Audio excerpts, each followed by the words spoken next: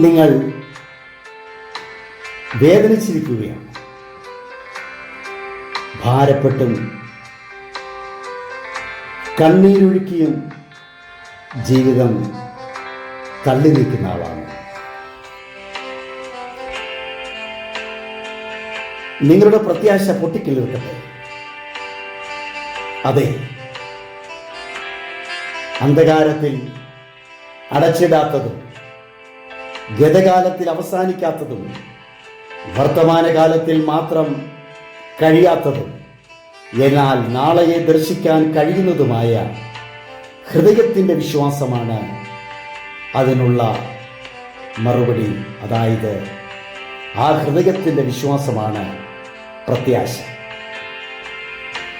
നാളെയെക്കുറിച്ച് ചിന്തിച്ചുകൊണ്ട് നല്ലതെനിക്ക് സംഭവിക്കും എന്നുള്ള വിശ്വാസത്തോടെ നാളെ ദൈവത്തിൽ നിന്നും എനിക്കൊരു നന്മയുണ്ടാകും, ഇന്നെനിക്ക് വേദനയും കഷ്ടതയും പട്ടിണിയും പ്രയാസവും നിന്ദകളും പരിഹാസങ്ങളും ദുഷിപ്പുകളുമാണെങ്കിൽ നാളെ എൻ്റെ ജീവിതത്തിൽ ഒരനുഗ്രഹിക്കപ്പെട്ട സാഹചര്യം വന്നു ചേരും എന്നുള്ളതാണ് പ്രത്യാശ.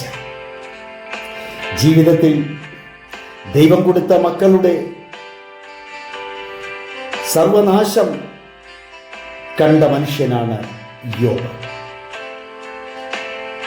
ആ മക്കൾ ഉൾപ്പെടെ സർവ അനുഗ്രഹങ്ങളും ഒന്നൊന്നായി തനിക്ക് നഷ്ടമായപ്പോഴും, സന്തത സഹചാരികൾ അകലം വിട്ടുപോയപ്പോഴും, സ്വന്തം ഭാര്യ തള്ളിപ്പറഞ്ഞു പോകുമ്പോഴും നഷ്ടപ്പെടാത്ത ഒന്ന് മാത്രമേ യോബിന് ഉണ്ടായിരുന്നുള്ളൂ. അതാണ് പ്രത്യാശ. ആ വിശുദ്ധ ബൈബിളിലെ ആ ഉത്തമ പുരുഷനായ യോബ് അനുഭവിച്ച വേദനകൾ ചെറുതല്ല.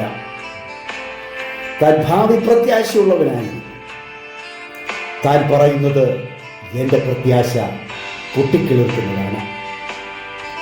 ഒരു വൃക്ഷം വെട്ടിയാലും പിന്നെയും കിളിർക്കുന്ന അനുഭവമാണ് ദൈവം മക്കൾക്ക് ആവശ്യം. ഒരു വൃക്ഷമായിരുന്നാൽ അതിന് പ്രത്യാശയുണ്ട്. അതിനെ വെട്ടിക്കളഞ്ഞാലും അതിൻ്റെ വേര് മണ്ണിൽ പട്ടുപോയാലും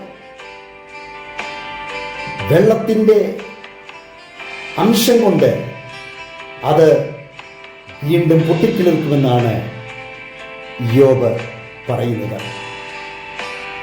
അതെ, ശരീരം ക്ഷയിച്ചാലും സാഹചര്യങ്ങൾ എതിരായി മാറിയാലും ഭാവിയെ പ്രത്യാശയിൽ നമുക്ക് കാണാം. ആ നനവിൻ്റെ ഗന്ധം കൊണ്ട് ഉറപ്പായും ഹൃദയത്തിലെ പ്രത്യാശ പൊട്ടിക്കിളിർത്ത് നഷ്ടങ്ങളെ അതീവ ലാഭമാക്കി ദൈവം തീർത്തു തരും. പ്രതികൂല സാഹചര്യങ്ങളെ നോക്കി തളർന്നു പോകാതെ പ്രത്യാശയോടെ ദൈവകരങ്ങളിൽ സമർപ്പിതരാകാം.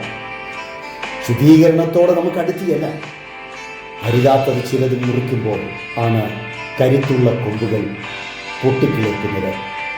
നമുക്ക് മുറിച്ചു മാറ്റാം ചിലത്, നല്ലത് കിളിർക്കുവാൻ, പ്രത്യാശയിൽ മുന്നേറാം. നമ്മുടെ നിത്യതയ്ക്കായും നമ്മുടെ ഭാവി പ്രത്യാശയ്ക്കായും നിരാശപ്പെട്ടു പോകല്ലേ, തളർന്നു പോകല്ലേ, ക്ഷീണിച്ചു പോകല്ലേ. ഈ പ്രത്യാശയിൽ മുറുകെ പിടിക്കൂ, കർത്താവിൽ വിശ്വസിക്കൂ. ദൈവം നിശ്ചയമായും ഇന്ന് നിങ്ങൾ അനുഭവിക്കുന്ന വേദനകളുടെ ആ വലിയ തിരമാലകളെ മാറ്റി പ്രത്യാശയുടെ നിറഞ്ഞനുഭവത്തിലേക്ക് ദൈവം നിങ്ങളെ കൊണ്ടുവരും. അതിനായി നമുക്ക് മുന്നേറാം, നമ്മുടെ നിത്യതയ്ക്കായി നമുക്കൊരുങ്ങാം. ദൈവം നമ്മെ അനുഗ്രഹിക്കട്ടെ. God bless you all. നല്ല ഒരു ശുഭദിനം കൂടി ഞാൻ നേരുന്നു. ദൈവം നിങ്ങളെ അനുഗ്രഹിക്കട്ടെ. God bless you, God bless you, God bless you all.